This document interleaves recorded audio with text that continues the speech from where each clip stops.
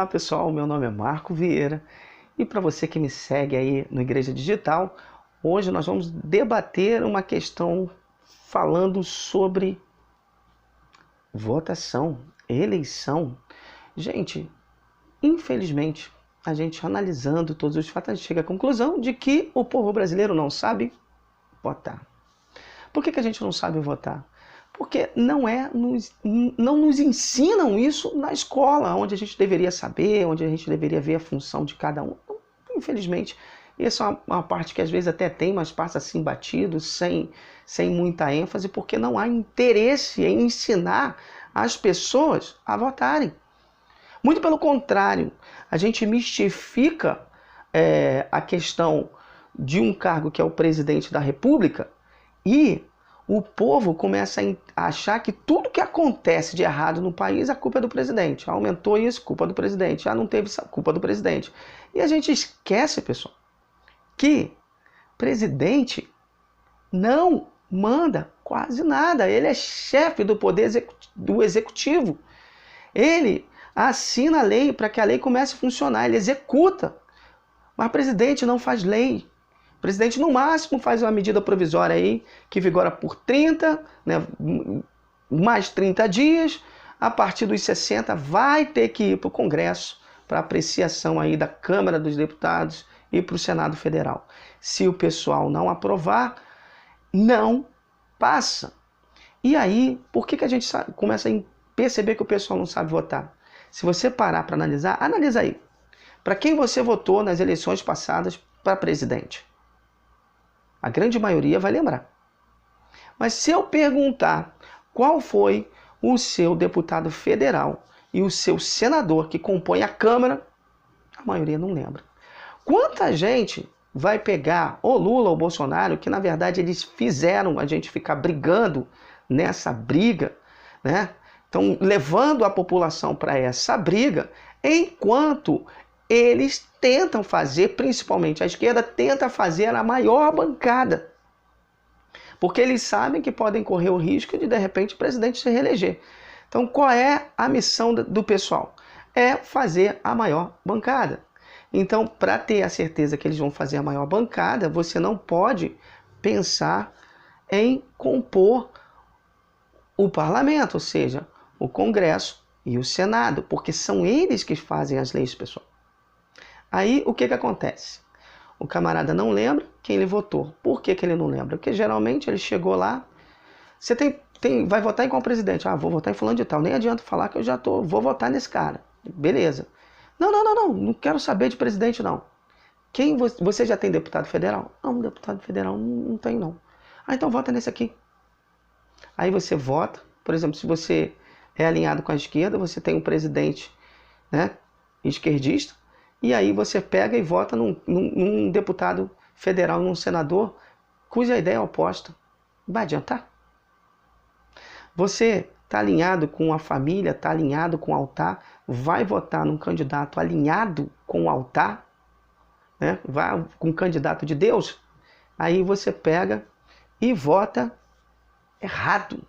Ou seja, você tem que votar em candidatos que eles tenham o mesmo compromisso. Se você vota com um candidato que tem um presidente que tem compromisso com a família, o que você vai fazer? Você vai votar num deputado federal que tenha esse mesmo alinhamento. Num senador que tenha esse mesmo alinhamento. Porque quando os projetos de lei forem encaminhados para o Senado para serem aprovados, o que vai acontecer? Quem tem a maior bancada vai levar. Então, hoje a gente tem aqui no Brasil esquerda, direita e centro. Centrão é aquele pessoal que é o dinheiro. Se você comprar o pessoal, você arrasta ele para o seu lado. Então, é do lado da corrupção. Foi o que o Lula fez, né? Até por isso que está essa bagunça toda, dele ter comprado, né, políticos de centro. Ele é acusado disso e praticamente a gente sabe que isso aconteceu. E ele foi preso por um triplex, né, a conta do triplex, mas o que ele fez de errado foi exatamente isso, desviar dinheiro público para compra de deputado, de político, para montar a estrutura para poder aprovar a lei. Para poder aprovar a lei. Então você não pode votar errado, né? Você não pode votar errado. Você tem que escolhe o presidente que seja o menos pior que você queira. Escolhe o presidente, mas vota alinhado. Vota com o presidente que estiver alinhado com os pensamentos de Deus, com os pensamentos do altar, com o pensamento da igreja. Vota nos candidatos que estão alinhados com o altar. Olha as propostas. Geralmente o povo vota pensando no benefício próprio. Não vote no cara que vai te dar o asfalto na rua, porque se ele é deputado federal e ele diz que ele vai asfaltar sua rua, tá errado, porque a função disso é do prefeito, ele não está concorrendo a cargo de prefeito. Se ele já está te oferecendo algo que ele não pode fazer, esse cara não é um cara sério. Se ele chega na sua igreja dizendo que vai colocar uma janela e ele não pode fazer isso, ele não pode fazer esse tipo de promessa para você. Isso daí não é coisa séria. Ele tem que chegar na sua igreja e apresentar as propostas que ele tem. E não oferecer benefícios, isso está errado. Como é que você já vai começar no erro? É por isso que a gente tem uma dificuldade no Brasil. Por quê? Porque o povo pensa primeiro nele. Você vota pensando nele, você não vota pensando no bem comum. Cada um vota pensando em si. Né?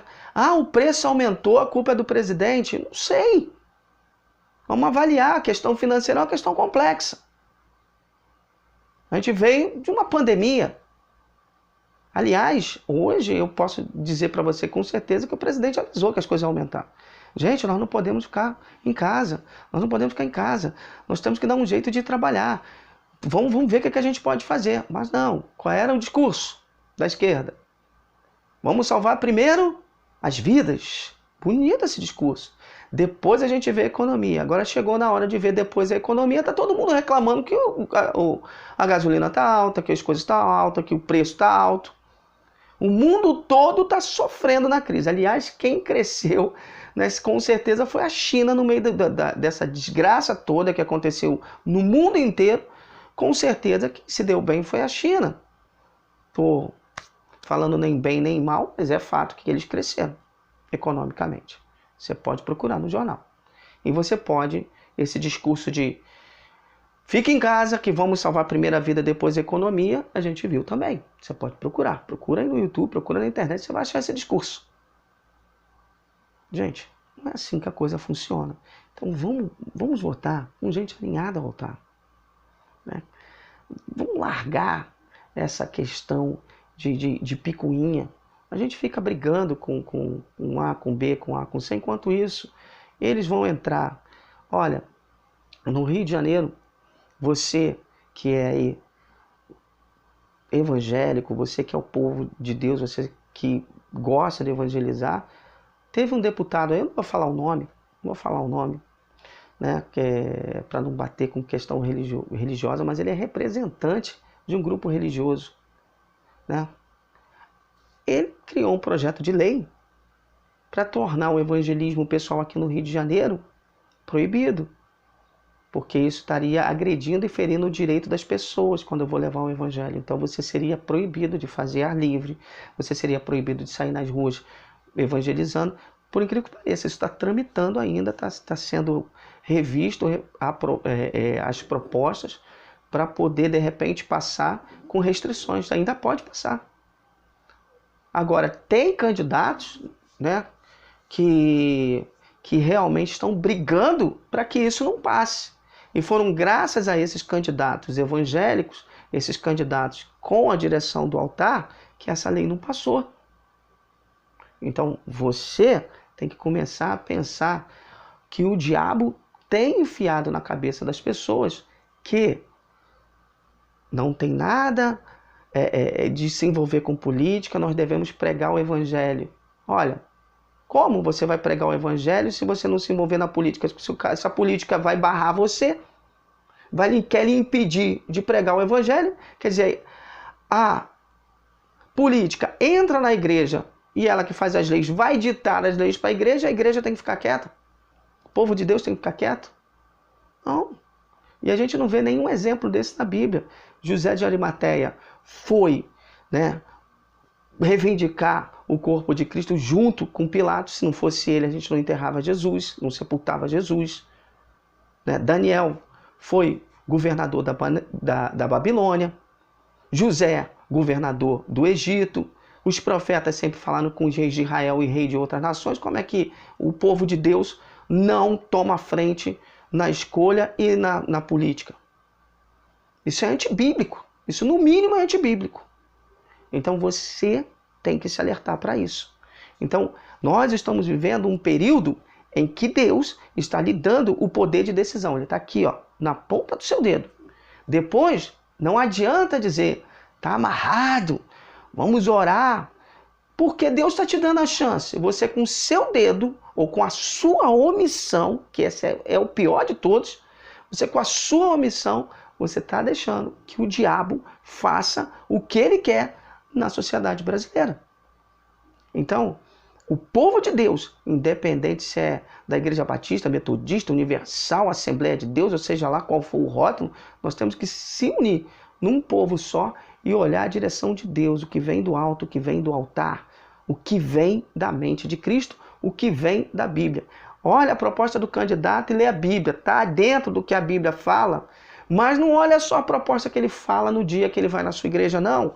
Olha a vida dele, vai lá, se ele já foi candidato, vê o que ele tem feito. Porque a Bíblia fala que conhecereis a árvore pelos seus bons frutos. Porque a gente não confia no homem, maldito é o homem que confia no homem. Também está escrito na Bíblia. E árvore não fala. Árvore não fala. Então, não confia na falácia. Confia nas boas obras. Vai lá e verifica o que esse candidato está fazendo. Valeu, pessoal? Então foi esse aí a reflexão que a gente trouxe para hoje, para que você medite, para que você vote, mas vote com consciência. A gente hoje precisa estudar, pessoal. A gente precisa estudar. Sem estudar, a gente não vai chegar a lugar nenhum. Né? O Lula fala desse grande milagre econômico. Os petistas, por exemplo, falam, mas no Lula a gente comprava, no Lula a gente viajava de avião, o pobre comprava carro. Isso realmente aconteceu, mas você sabia que isso não se deve ao Lula?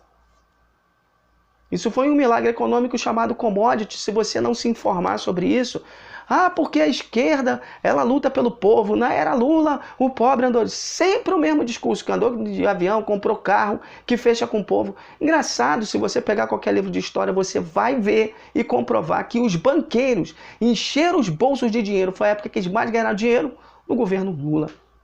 Então, pessoal, eu digo para vocês, estudem, dê uma olhada, leiam principalmente a Bíblia, vejam a vida do candidato, não só o que ele fala. Conhecereis a árvore pelos seus bons frutos. E aí, assim, dessa forma, nós vamos colocar a mente de Deus na política. Então, valeu, pessoal, e até o próximo vídeo.